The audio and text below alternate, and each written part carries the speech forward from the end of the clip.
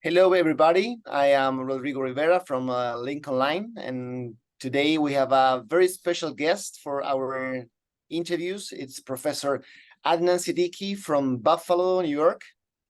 Professor, he's the chairman and a distinguished professor of neurosurgery at Buffalo. He's also the director of neurovascular fellowship and research, and he's the CEO of the Jacobs Institute. Good morning, Professor. How are you? I am good, Rodrigo. Very nice to see you, my friend. Today, we're going to have a talk about innovation, and that's going to be the topic. And I'm going to make a few questions about that. First of all, I would like to ask you in which of these roles fits you better nowadays, as an entrepreneur, researcher, scientist, or a neurosurgeon?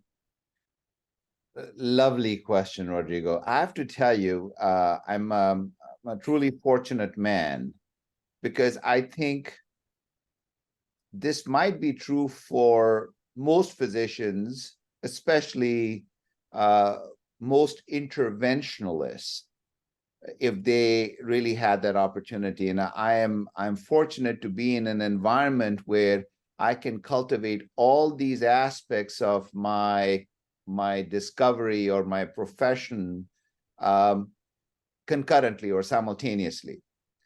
Because I'll give you an example. The primary job, the primary role that I play is as a neurosurgeon, both open cerebrovascular, skull base, and endovascular. And so in my routine clinical practice, I encounter problems, I encounter failures, I encounter challenges, I encounter opportunities. And I encounter situations where I don't really understand what is going on. I encounter all of these in routine practice. And they are the impetus or the reason for me to think about designing research studies, designing animal studies, designing in vivo and in vitro systems to try to address this. And that's a research question. But also, at the same time, I desire to have a device that does something beyond what the current device does. And that is the potential for entrepreneurship. And so this incredible place that Nick Hopkins dreamt about and designed here in Buffalo allows me to be a practicing neurosurgeon, doing endovascular procedures, and being able to run a research lab and do entrepreneurship simultaneously. So I really believe that my life encompasses almost in equal parts all of these. But if I had to say what takes most of my time, it's still clinical practice. That's fantastic. That's fantastic. To start the topic, how can you define innovation in medicine? So, people try to define it in so many different ways. Personally, I would state that innovation in our field, neurosurgery or endovascular interventional neuroradiology, is primarily about improving outcomes for our patients. That's the primary principle. And sometimes innovation is with a better gadget, a better tool, a better catheter, a better stent. Other times it's better workflow, pre-diagnostics, post-diagnostics, ICU care, peripheral care, follow-up. All of those are innovation, but they have to be driven by this higher purpose, which is to improve patient outcomes or reduce the burden of disease to the society. And so that anything drives to that is innovation in my mind. And do you think that interventional neuroradiology or endovascular neurosurgery is a special place for innovation? Is there a... I think it is it is the holy grail. I think there is nothing more complex in the known universe than the human brain, and we have unique access to this organ. And we, I believe, are just at the very early stages of what we can possibly do with techniques that we employ. For example, we have been essentially glorified plumbers for all our careers up till this point. If it's leaking, we plug it. If it's blocked, we now unplug it. And we are gathering evidence to see how far we should unplug and, you know, what should we plug with. I think we do a lot of that. That's aneurysms and stroke and ischemic disease. Okay. That's a big disease, by the way. I mean, ischemic disease is the #1 disabler of human beings. It's the #3 killer of human beings. And that's not just the West, it's the West, East, North, South. Everybody's got to deal with this. So it's a big disease burden we can impact. And I'm not minimizing that.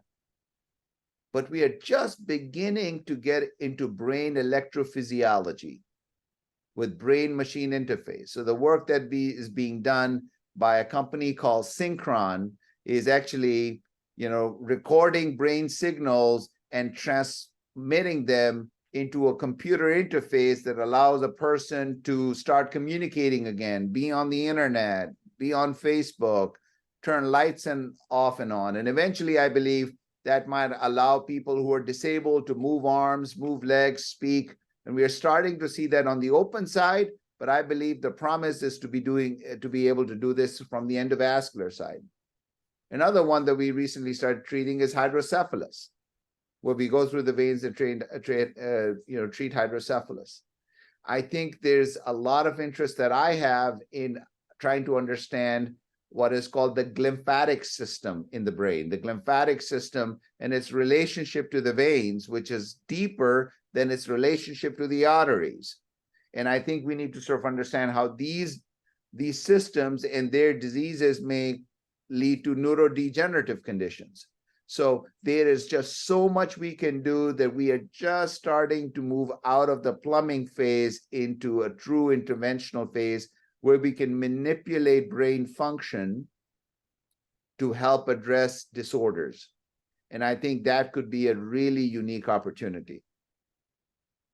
And are we now motivating, or how we can motivate young people? Are we teaching innovation, or are you teaching innovation in the early phase of, for example, the fellow? So great question. I think this belongs in medical school. So we don't have it yet. Our fellows certainly live with this day in, day out, and you know they are very much in tune because you know the fellows are a key part of research, a key part of innovation. They're involved in looking at devices, testing devices, early feasibility trials, working with immature technologies, doing these procedures in models, whether inanimate or animate. So we include all of those sort of things to really sort of optimize their education.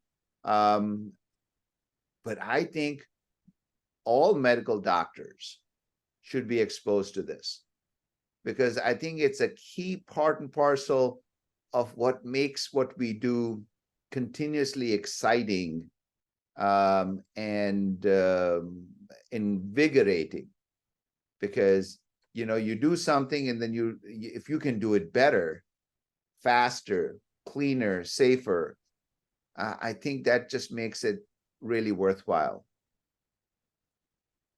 So you develop a model, and it's called the Jacob Institute, and now you are the CEO and CMO, the medical officer. Could you explain it? What is the model of the Jacob Institute and the role of it? Sure.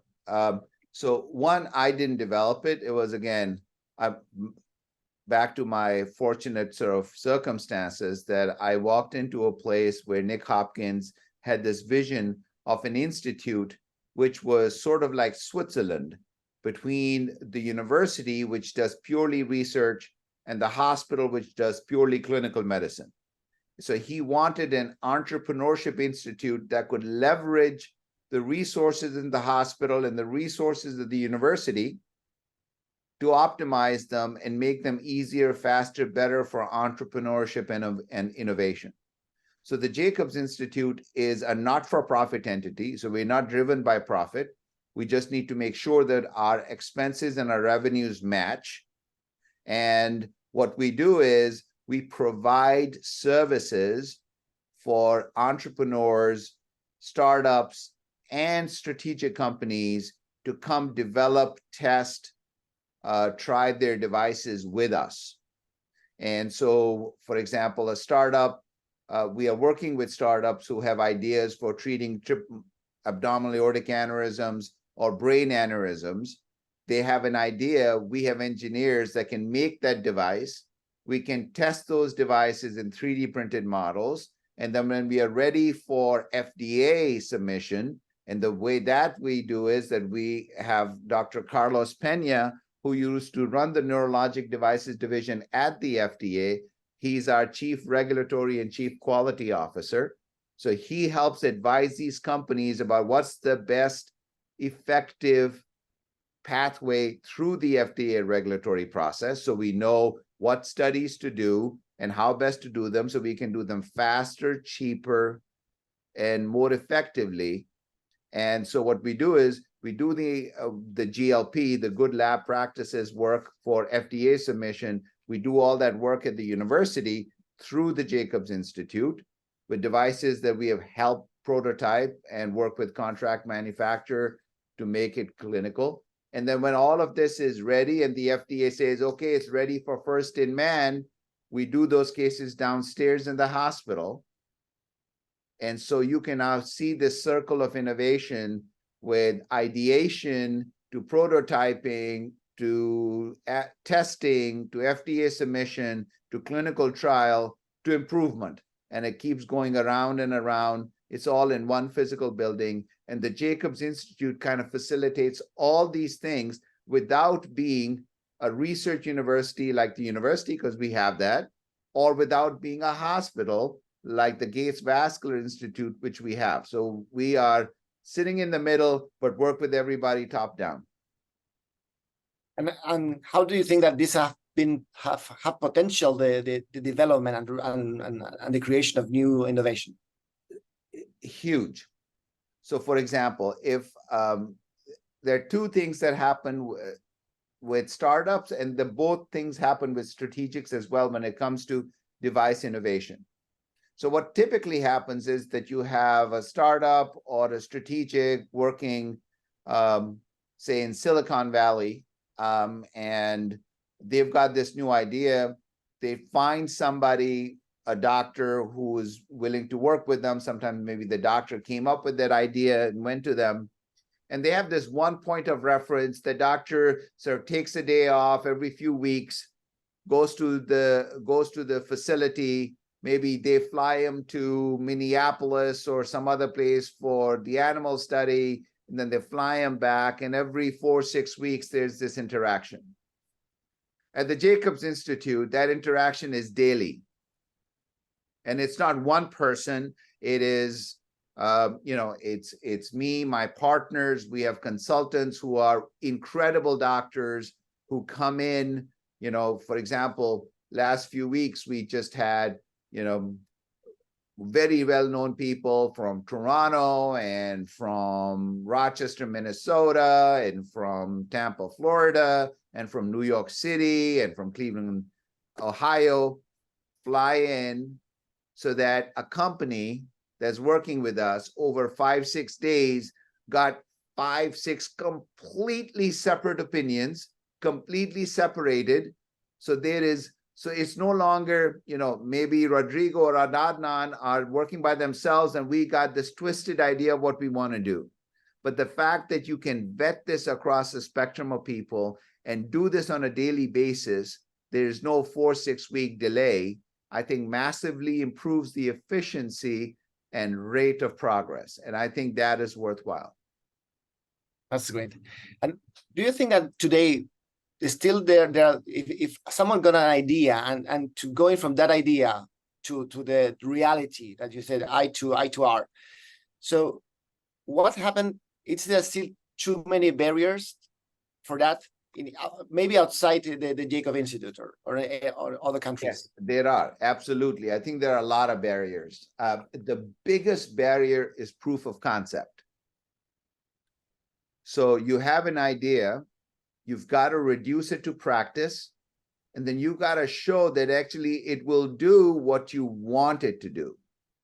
And when you try to reduce an idea into an actual implement, it costs money. And the vast majority of ideas fail in this process. And so that is a special thing that the JI does, is that for the right idea, not for all ideas, but for the right idea, we take that risk with the entrepreneur.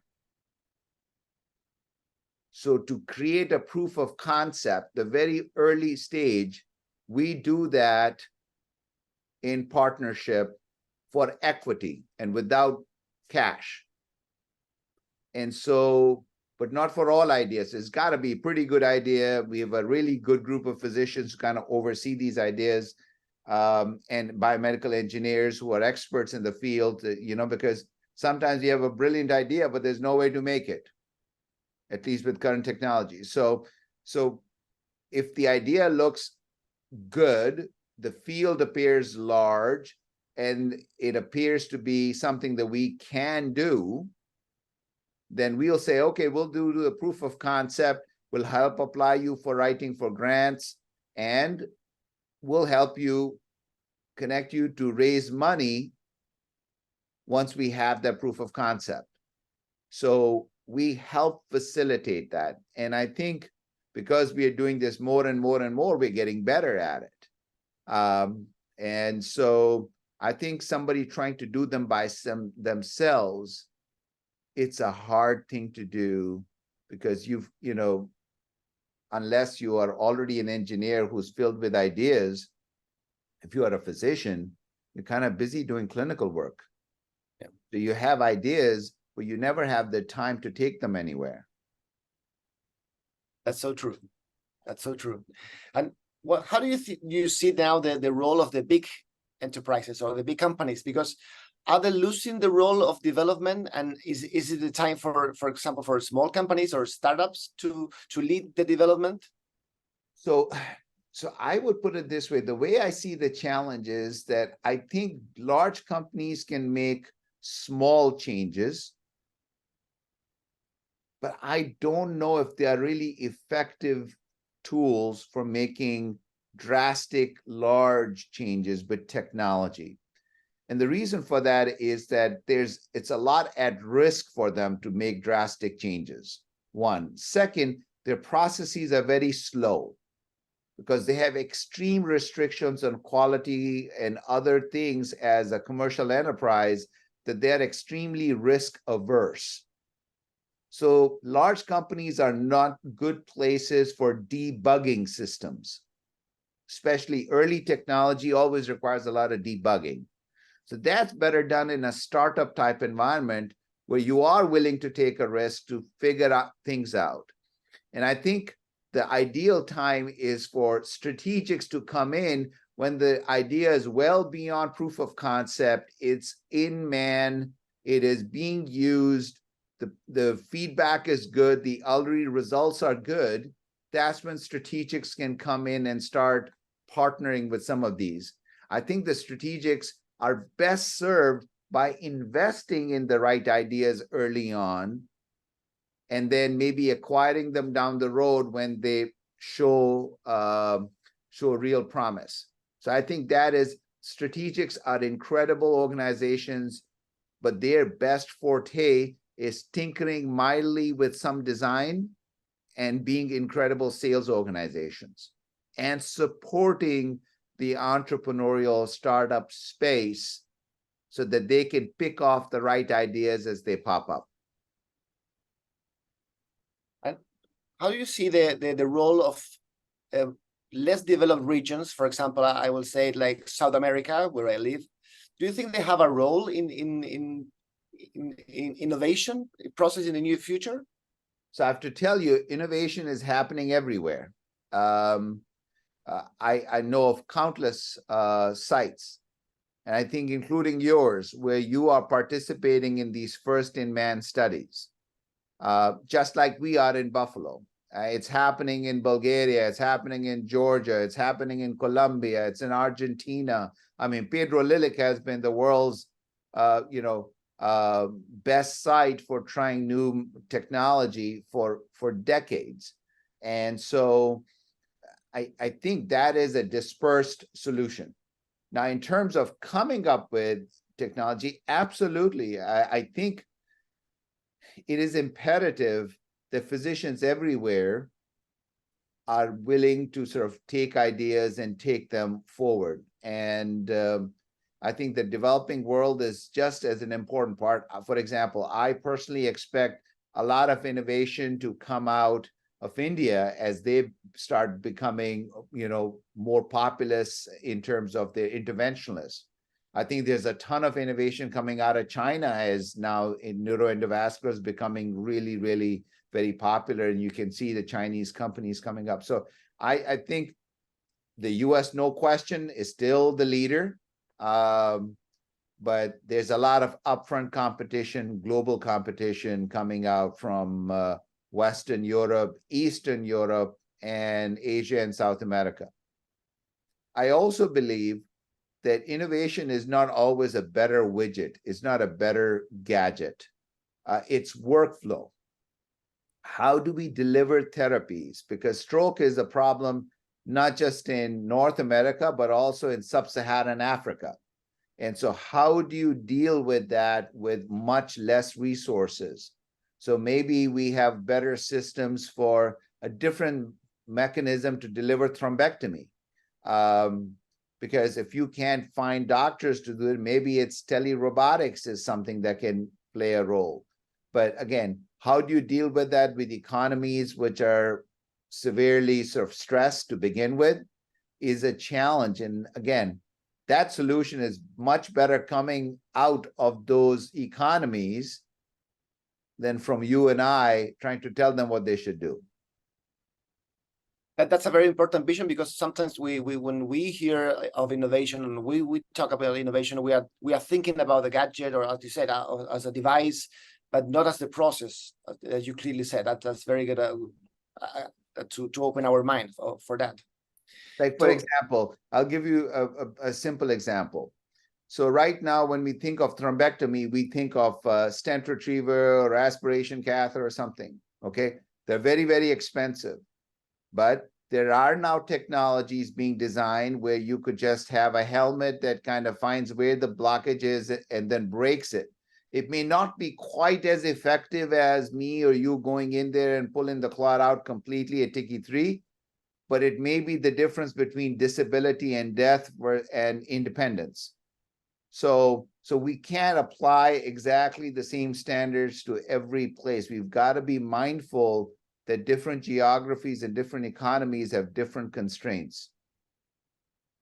So regulation, it's a good thing, of course, but do you think that regulation it's sometimes a barrier, for example, in the United States for these innovations? I think it's a necessary barrier. You know, I'm personally extremely impressed with the caliber and the diligence that is exercised by the Food and Drug Administration.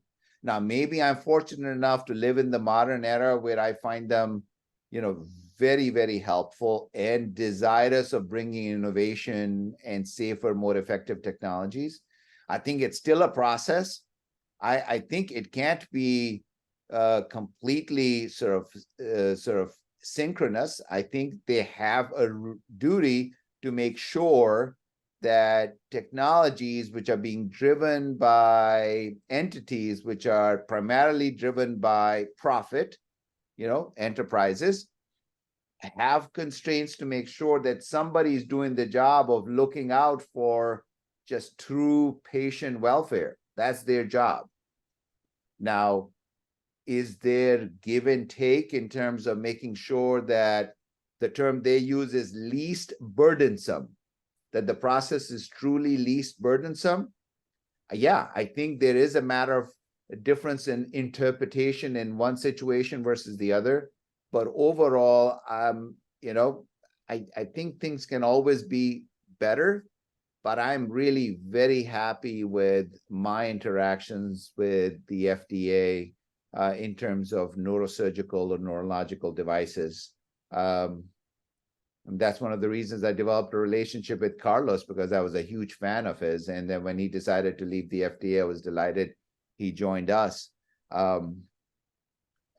I think, for example, today we have the FDA staffers, the reviewers, actually spending a few days with us in Buffalo, learning about the reality of what it takes. And they're always bright-eyed and bushy-tailed to see the impact their work has on patient lives.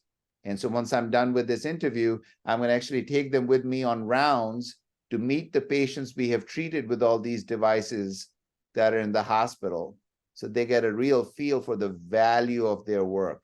And again, I'm a huge fan.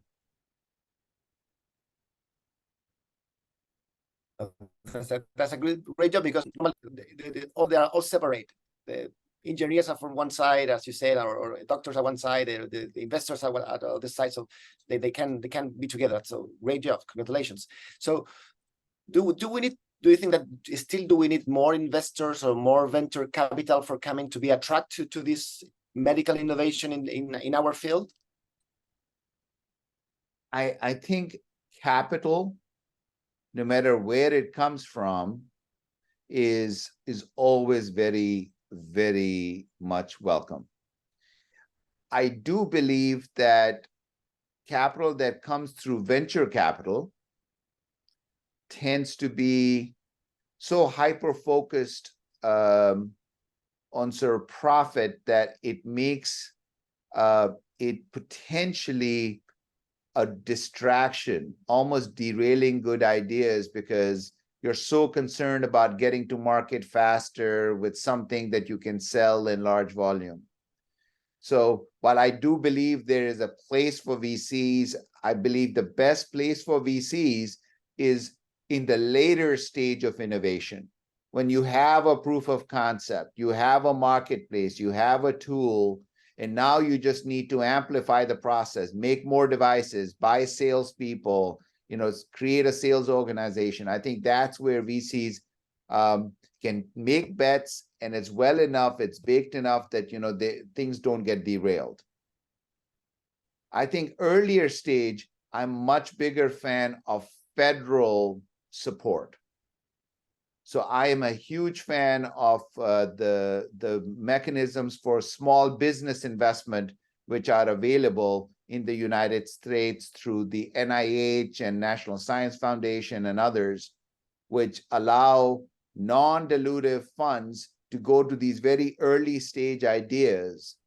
I think that is something that if the government invested more in that program, I think it would have a much greater impact on entrepreneurship, and then the VCs can step in and pick the right ideas once they're more mature. But I think VCs coming at the very, very early stage can potentially derail a good idea.